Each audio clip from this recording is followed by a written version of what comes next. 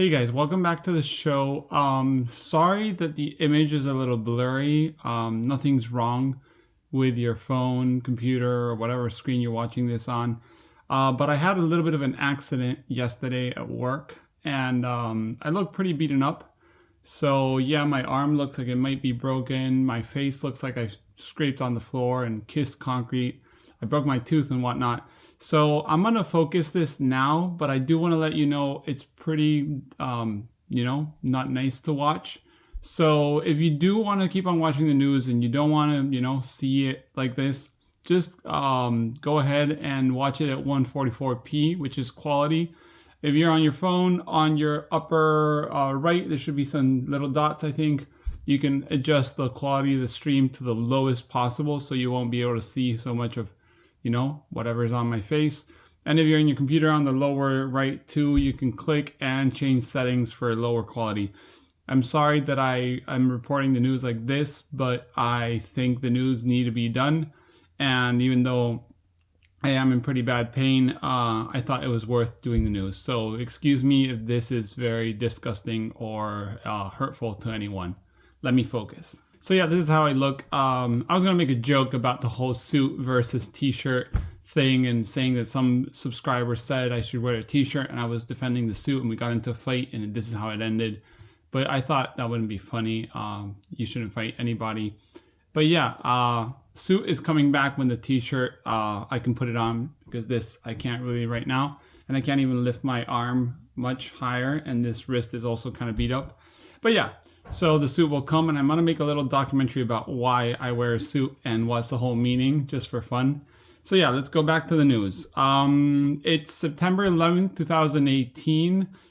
And in this week's news, we're going to start with bad news. The Lomography store in New York is closing at the end of next month, if I'm not wrong. This might not be big news to a lot of people, but Lomography store in New York is kind of a reference as a store and the community there, and it's kind of sad to see it go. I read this through Facebook thanks to a few people I follow that actually work there. So sad that they're losing their job and there won't be a store like Lomography. I know a lot of people have issues with Lomography and what they do, but I still think they've done a whole bunch for the film community. A lot of people start with Lomography cameras then move on to maybe more serious cameras or higher quality cameras. So yeah, Lomography to me has a lot to do with where we are at the time. Also, yesterday got an email from Mike Grasso from the Film Photography Podcast giving me a heads up on them having Japan Camera Hunter Street Pan in stock at their store and having also the Yodica film in the US. So any American customers that want to order from FPP, I highly recommend the store and highly recommend their podcast. So yeah, thank you, Michael, for letting me know. And now you guys know too. Also, you can subscribe to their newsletter, which is what I do, and you get all kinds of news. Plus, they always miss something. It's always fun to get that second email about something they forgot. In other news, and maybe not so good because some people are a little upset about it, the Labbox update, sorry, hard to talk. They updated on their Kickstarter. They're, finishing the molds, injecting things and whatnot. They have 3 different color schemes coming, orange, green, and like gray, black for the lid and such. So still no shipping, but a lot of people said something, well, someone said something in the comments I thought was very interesting, was don't rush the shipping, make it a workable product, make it, try it out, test it out, make it work properly before you ship. And they compare the Jolly look and how that Kickstarter released and sent things as fast as possible, I'm guessing. And the quality of the product was under what it should have been. And a lot of people having problems with the gears breaking and whatnot. So yeah, if you're a Labbox backer and you want to check it out, or if you're not and you're waiting for that product to arrive to the market, hopefully we'll see it. I also hope to see it at Photokina. I saw the prototype 2 years ago and it was just a 3D printed, Labbox, and I can't wait to see the actual item. And I will report probably in a video for YouTube and whatnot. So yeah, if you want to check it out, let me know. Also, there's I would say a rumor, I haven't seen any official statement, that Agfa Precisa CT, the slide film from Agfa, pretty economical, is discontinued. It was very well known that it was pretty much a Provia 100. Even my lab in Spain had shot both films, same camera, same settings, same backdrop, everything in a studio, and said that the slides came out exactly the same. I can't say if it was for all of it, but maybe the stock he used. So it's not strange to see that Fuji, who is discontinuing and cutting off people all the time in the film market, might have cut off Agfa. So let's hope they can get Precisa back in stock, maybe even if it's through Kodak or someone else, because these kind of films were at every store, groceries, cheap store, dollar store, whatever it was. So yeah, hopefully we'll see that. Another slightly news or good news, the Agfa Vista Plus, if I'm not wrong, the 200 ISO film, color negative, has just arrived. Like the people in Finland, Camerarescue or Camera Store and whatnot, I leave links below, have just received like, I feel like 3,000 or 4,000 rolls, and they're going to be sold for cheap. So if you're one of those big fans of the Agfa Vista, which I've never tried, you might want to check on that.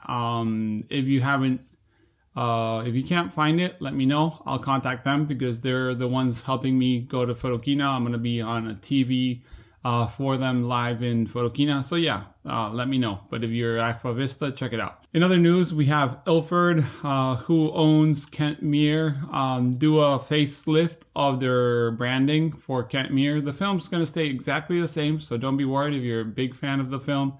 They're going to change the Kentmere 100 and 400 to Pan 100 and Pan 400, just a name change. And the box is now going to be like these blues, and another one's going to be kind of pink hues. So yeah, you'll be seeing that in your photography store or local store as soon as they start delivering. In other news, we have Mike Walker from Walker Cameras in the UK, who has managed to convince Schneider to produce some of the most limited lenses I've ever seen. And it's the XXL series, but the 770 millimeters, okay? This lens came in 550 XXL and 1100 millimeters XXL. So the 770 was kind of a rumor that it did exist. Mike actually had one in his hands not very long ago, and now he's received confirmation from Schneider that they will be building them. I think without a shutter, but Copal 3 shutters are not that hard to find. You can buy, you know, any lens with a Copal 3 shutter, ditch the elements if you don't like it, and keep the shutter for this. And a lot of people like Esky Grimes can, you know, engrave the new apertures and whatnot. They might even send you the aperture little, you know, metal engraving to put on your shutter. So yeah, good news for the ultra large format community. Those lenses are really rare to see and highly demanded. In other good news, we have Adox coming out with a new emulsion called HR-50. So ISO 50, and they did two emulsions. Same emulsion with speed boost and without speed boost. This was not announced on their publication on Facebook, which is where I saw it. But on their store, I found out they have two. Without the speed boost, it still says it's ISO 50, so I don't wonder what the speed boost actually really means. I'll ask them at Photokina. But without speed boost, supposedly it's for higher contrast negatives. You can even do positive film, like by reversing the film to bring it into slides. And with speed boost, it's an ISO 50, and I'm guessing that if it's not so much of a high contrast like the other, it'll be lower contrast and nice.